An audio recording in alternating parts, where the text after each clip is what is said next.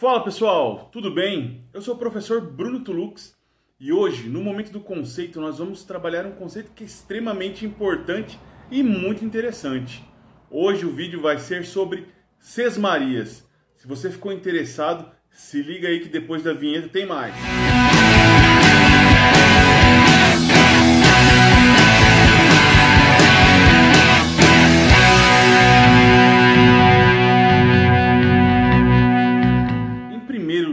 Eu quero agradecer a todo mundo que participou da pesquisa que eu fiz lá no Instagram sobre qual tema deveria ser trabalhado neste 30º Momento do Conceito. Então, muito obrigado a todo mundo. Foi uma votação que versou sobre cultura, sobre antiguidade e medievo e ficou entre Brasil e Europa. Então, o tema escolhido foi pensando em atender todos esses aspectos. A grosso modo, sesmaria representa uma data de terra, uma porção de terra, que era concedida pela coroa portuguesa a alguém que gostaria de produzir nessa porção de terra. Porém, essa expressão sesmarias ela é muito mais antiga, já que em Portugal a lei de sesmarias data de 1375, durante o governo de Dom Fernando, quando o objetivo era tornar produtivas todas as terras cultiváveis, aráveis, que Portugal possuía, a fim de diminuir uma carência intrínseca a Portugal na produção de grãos, especialmente na produção de trigo. Nesse contexto, em Portugal, surge então a figura do sesmeiro. O que era o sesmeiro? Era um funcionário da coroa portuguesa que tinha a função de organizar, de distribuir as sesmarias, de verificar se a produção estava de acordo com os propósitos para aquela localidade e, se não estivesse, ele era o responsável por alienar a terra e retornar a sua posse à coroa portuguesa. Essa organização das terras produtivas em Portugal deu tão certo que ela também, a lei de sesmarias também esteve presente nas ordenações afoncinas, manuelinas e filipinas, cada uma respectiva a um século, 15, 16 e 17. Especialmente as filipinas já são referentes a ocupação no Brasil. Então ela também passa a ser decisiva na distribuição de terras para o Brasil. Para o Brasil, a distribuição de terras começou a acontecer legalmente em 1534, quando elas eram feitas pelo vice-rei. Já em 1548, essa distribuição de sesmarias passou a ser feita pelos governadores das capitanias hereditárias. Interessante é perceber que a função do sesmeiro, e aí há uma diferença entre o termo sesmeiro em Portugal e no Brasil. Sesmeiro em Portugal era quem organizava a distribuição das terras. No Brasil, o sesmeiro vai ser quem recebe a terra. Então, no Brasil, o sesmeiro ele tem uma única função, não é cultivar grãos, é pagar dízimos à igreja. E no caso do Brasil também, ele tinha 5 anos para começar a produzir, uma diferença muito grande entre a organização da distribuição de terras e a função da ocupação dessas terras entre Brasil e Portugal. Outro ponto importante é que o sesmeiro no Brasil tinha total liberdade para fazer o que quisesse sobre a terra. A única diferença é que ele não poderia distribuir novas terras, repartir essa terra que ele havia recebido para a sua própria esposa ou para o seu filho primogênito, filho herdeiro. Os demais ele poderia distribuir também. É interessante perceber que no início da distribuição de terras não havia um limite fixo ou pré-determinado sobre a dimensão da sesmaria. Isso começa a acontecer, essa regularização do tamanho da propriedade, a partir de 1695, quando elas passam a ser medidas com 5 léguas. E gradativamente vão diminuindo também o tamanho das sesmarias. 3 léguas, 2 léguas, até 1 légua.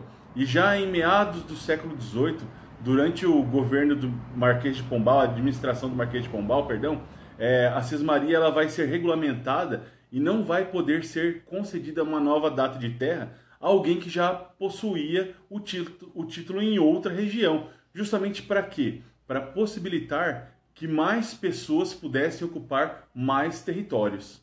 A partir desse olhar comparativo entre sesmaria em Portugal e no Brasil, nós conseguimos perceber que uma lei medieval lá de Portugal ela era aplicada no Brasil, transformada e com seu objetivo totalmente modificado, já que a concessão de Sesmarias no Brasil, ela tinha o objetivo de colonizar o território, de povoar o interior da América, tinha o objetivo de fixar os grupamentos humanos na região e, o mais importante, impor limites, porque a partir do momento que a ata de doação era lavrada, a carta de doação era lavrada, ficava estipulado o limite até onde iria a posse da coroa portuguesa, determinada então pela Sesmaria.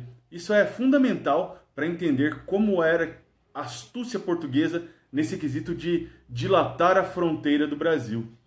Outro ponto que merece destaque quando associado ao termo Sesmarias é o debate historiográfico que existe lá no comecinho do século XX, quando os historiadores se perguntavam e debatiam entre si se a cultura da colonização do Brasil tinha origens durante o período medieval, já que a lei que regulamentava a concessão de Sesmarias foi criada, foi estruturada lá no século XIV em Portugal. Então, nesse sentido, buscava-se uma ótica, que poderia compreender qual seria a dinâmica da colonização do Brasil no aspecto cultural, já que era de concessão de terra e concessão de favores, e uma relação muito próxima de uma vassalagem, de uma relação entre servos e senhores, é lógico que guardadas as devidas proporções, mas os historiadores começaram a debater sobre esse aspecto medieval da colonização do Brasil.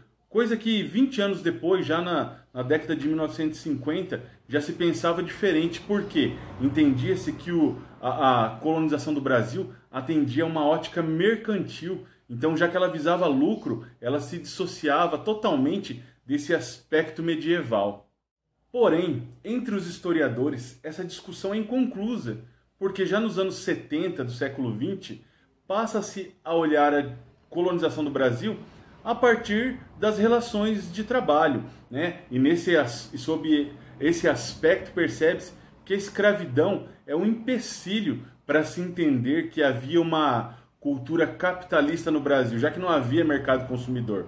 Então, há um impasse entre os historiadores se era medieval ou não, e aí se conclui que não era, mas também uma dúvida se era capitalista ou não, porque não existia mercado consumidor.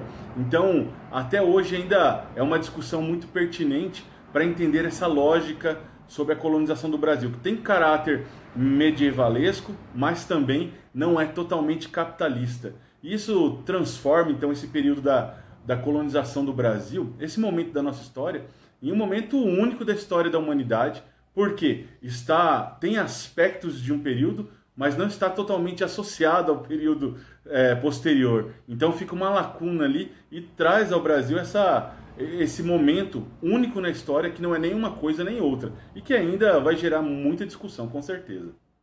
Esse é um tema que aparentemente é muito simples, mas que é muito complexo, como vocês puderam ver, e que gera ainda muita discussão acerca da ótica sobre a colonização do Brasil.